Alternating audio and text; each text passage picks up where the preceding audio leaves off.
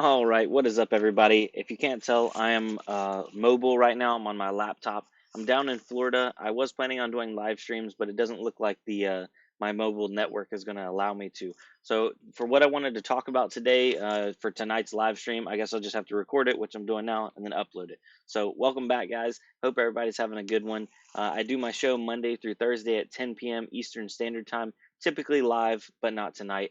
But I wanted to talk about making $10 a day or mining $10 a day worth of crypto right now as of February 5th, 2020, kind of what the mining market's looking at so you guys can see what it takes or, and this isn't a perfect scenario. This isn't the best or the worst way. It's just some data and you can do with it what you will. So right now, I thought I would use my 2060. I have some pretty good data coming off of it running stable now for I don't know a couple of weeks.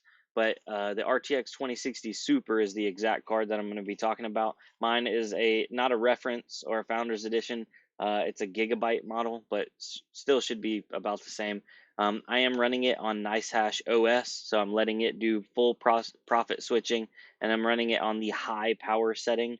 Um, so we're looking at it's running a little warm, 79C. It's normally in the lower 70s, but I have one of them currently running right now. And across the last week, I have averaged 86 cents a day of mining profits. So if we're talking about trying to make, you know, $10 a day, let's look at a 12 card rig doing 86 cents a day. That puts us right at a little over $10.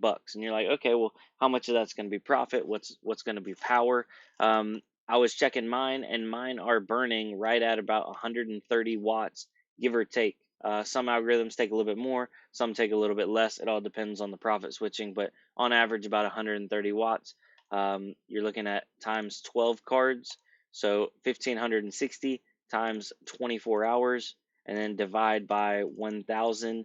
You're looking at 37.44 kilowatts per day times I pay 0.10 or 10 cents per kilowatt hour. So you're looking at $3.74 a day at this current rate. Um, oh, I don't know why that went away. At this current rate, $3.74 a day out of your $10 a day. So basically, you're looking at about $6 a day, give or take, of profit off of RTX 2060, off of 12 RTX 2060 Supers. And I wanted, sorry, I can't even talk, to go over to what to mine and show you guys the comparison over here. So I typed in 12 just 2060s. They don't have the 2060 Supers up here yet, but 12 2060s, it gets you pretty close.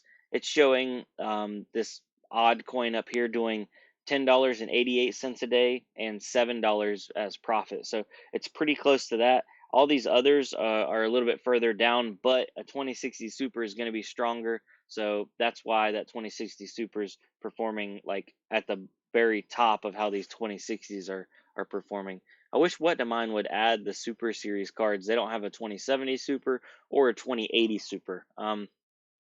Just for whatever and giggles, let's do 12 2070s and see what that's doing. So 12 2070s is doing 1250, 899, 850. I mean, on average, it looks like NiceHash is just absolutely destroying most of what's going on What to Mine. Of course, that's only if you want to mine with NiceHash. There are other and better ways to mine with other programs.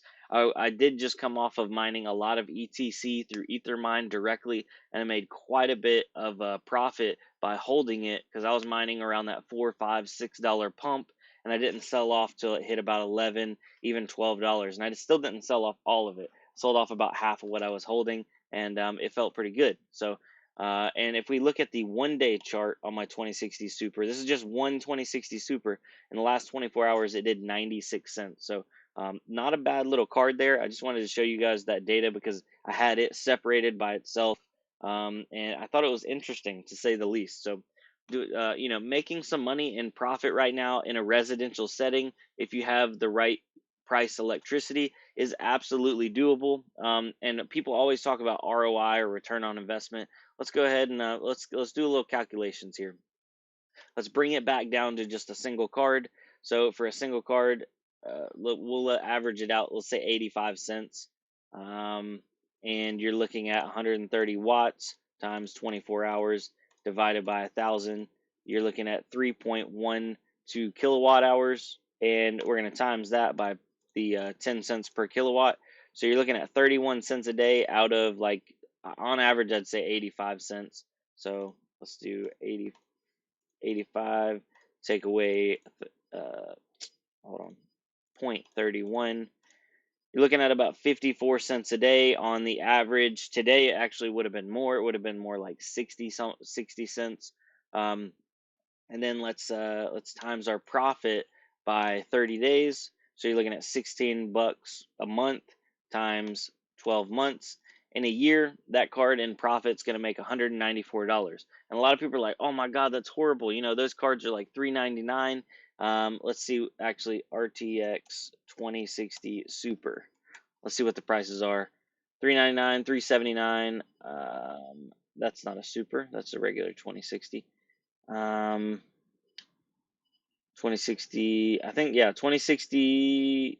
So you're looking at the high $300 range. So to pay this card off, you'd be looking at about a year and a half at current rates. Now, if you're holding on to coin and coin goes up, it could pay itself off faster. But the way I like to look at it is how much can it make, and then how much do I think I'll be able to sell the card for when I want to get rid of it.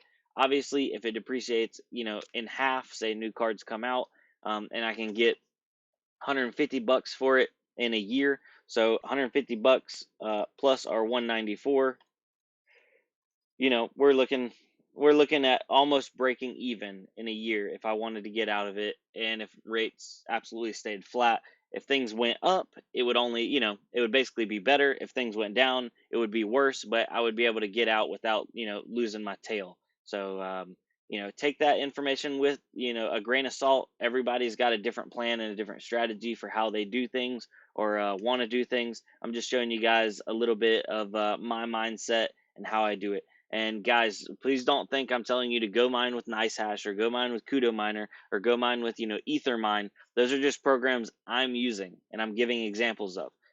If people are upset about me using real world examples, then I don't know what they want me to do. And people keep asking me, why do I use NiceHash?